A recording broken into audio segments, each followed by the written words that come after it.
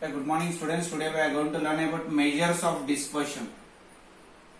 Today's topic is measures of dispersion. So we have learned so far about the average, which talks about only the central part of the observations.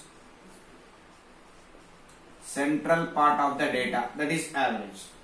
So let us consider some examples in order to understand this dispersion. The first one is 1, 3, 5, 7, 9.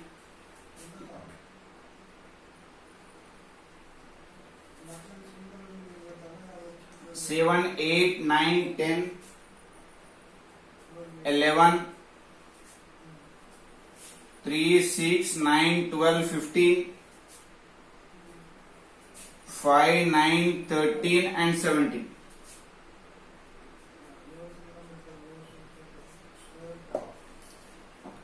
If you observe, if you take these three scenarios, in these three scenarios also we are going to get the average answer as 9. So it means that if we are taking the data into the consideration, if we are taking the different type of the data also, we are getting the mean answer as same. So by this we cannot judge whether the calculation, whatever the data that we are doing calculation, it is not giving the perfect answer. There is some error. That error we are going to call it by dispersion. So even though the sum of the observations is 45, it means that for every sum of the observations, if it is 45, we are going to get the mean is 9. Why? Because 45 by 5, which is 9. So like this, it may give some error. So in order to correct that error, we are going with the dispersion topic. So dispersion is the way of scattering the light, that is nothing but dispersion. So scattering in the sense, here if you take the first scenario, in the first scenario it is less scattered. Why I am saying it as less scattered? In the sense, the distance between any two numbers is very less. If I talk about the third case, it is highly scattered. Why? Because the distance between the two observations is very far, and the middle observation is somewhat less scattered and somewhat highly scattered. So it is like average, middle. It is a multiple of 3. So we are going to categorize the dispersion into two categories.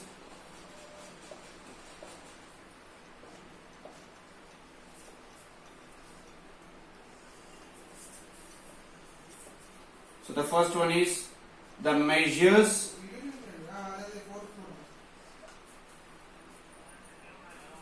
which express the spread of observation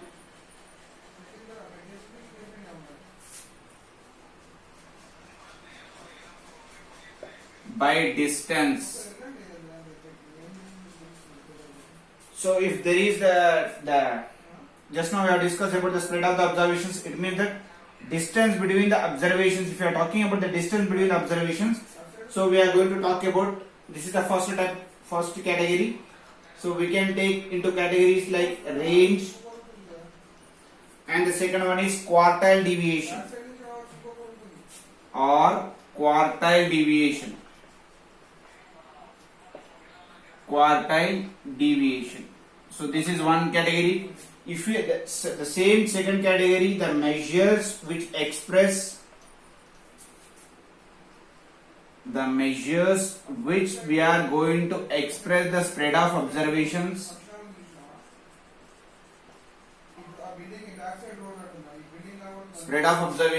by average.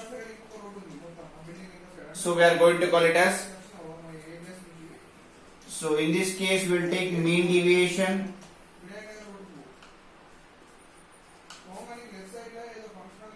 and standard deviation.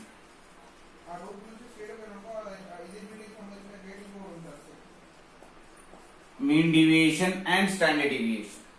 So these two are the categories which is dispersion is divided. So next let us talk about the quartile deviation. So quartile deviation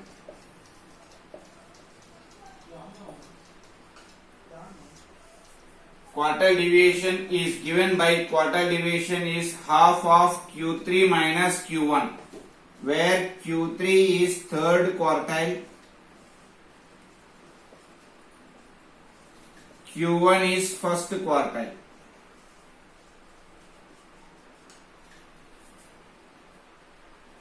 Next, coefficient of quartile deviation is Q3 minus Q1 by Q3 plus Q1. This is the coefficient of the quartile deviation. So the question is how to calculate the quartile deviation for the above data. So let us arrange the marks in the increasing order.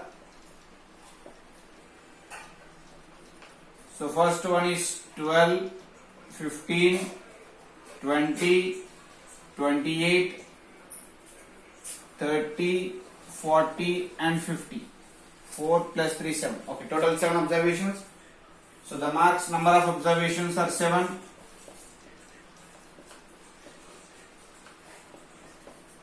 So we need to find out quartile deviation. So we need to find out first third quartile. So let us find out first quartile size of n plus 1 by fourth value.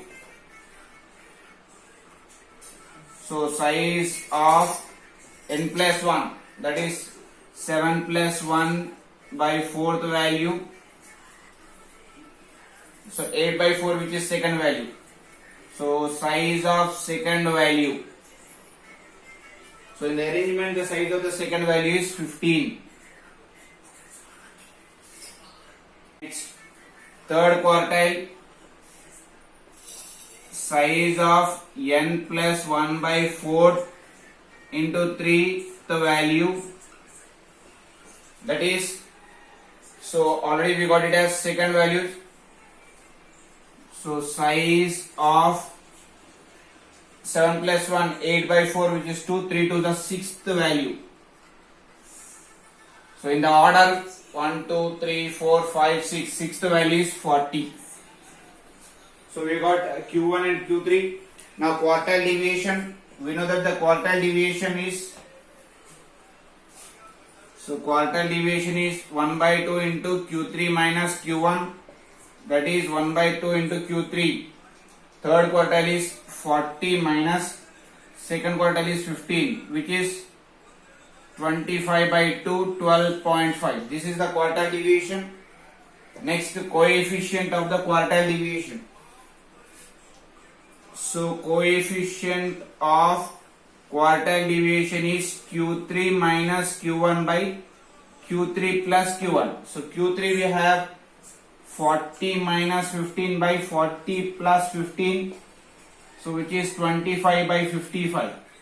So if we do simplification, we are going to get it as 0.455.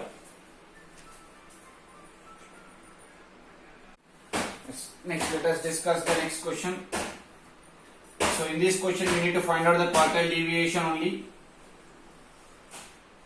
Calculate quartile deviation.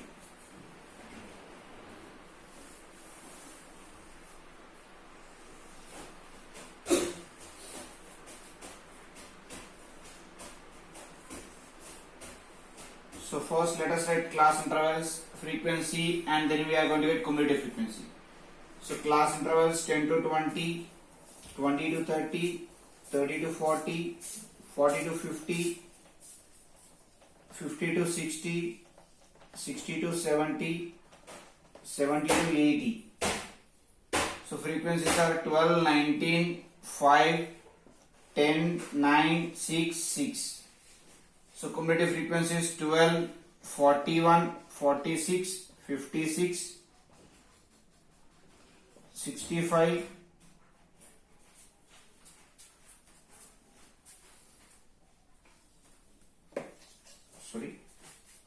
here 31, 36, 46, 55, 61 and 67. So here n value is 67. So since we are doing quartile deviation, so quartile stands for 4. So we have to do n by 4. So that is 67 by 4. So which we are going to get it as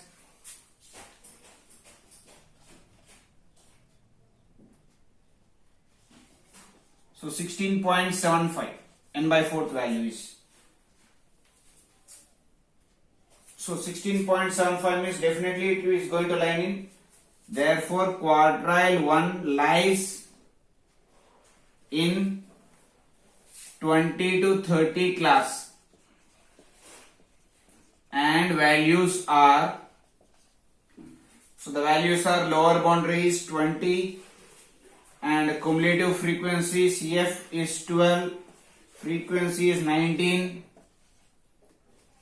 and length of the class interval is 10.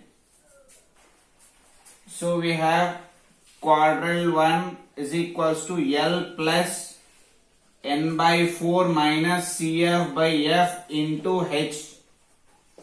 So L is lower boundary, which is 20 plus 16.75 minus 12 by 19 into 10. So that is 20 plus, if I simplify this, we are going to get it as 2.5. So the answer is 22.5. That is quartile 1. So let me write here quartile 1 is 22.5. Next, the similar way we have to do third quartile also.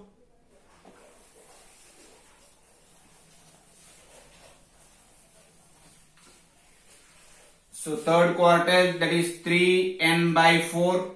So 3 times of 67 by 4.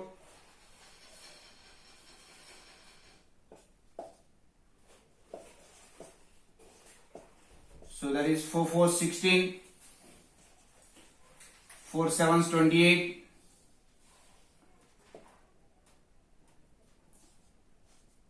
so 47.75.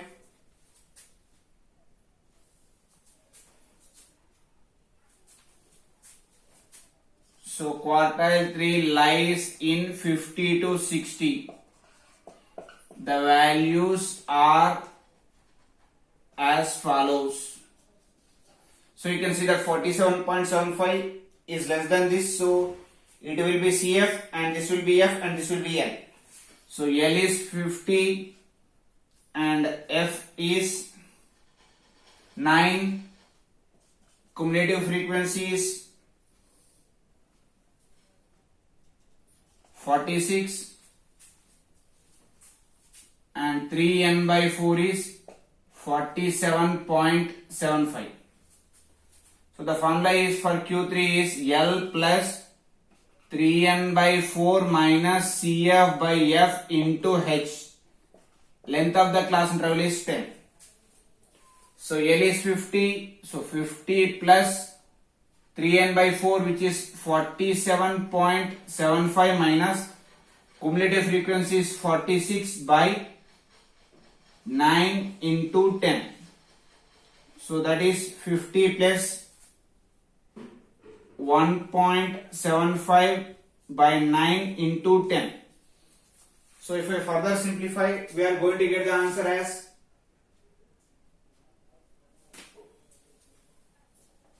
54.72. So we got the quartile 3 answer as 54.72.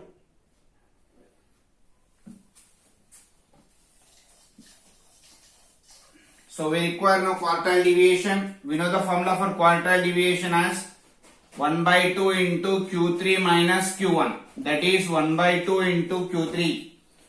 54.72 minus 22.5. So if I do subtraction, we are going to get the answer as, and divided by 2, it will be 16.11. So that will be the quartile deviation.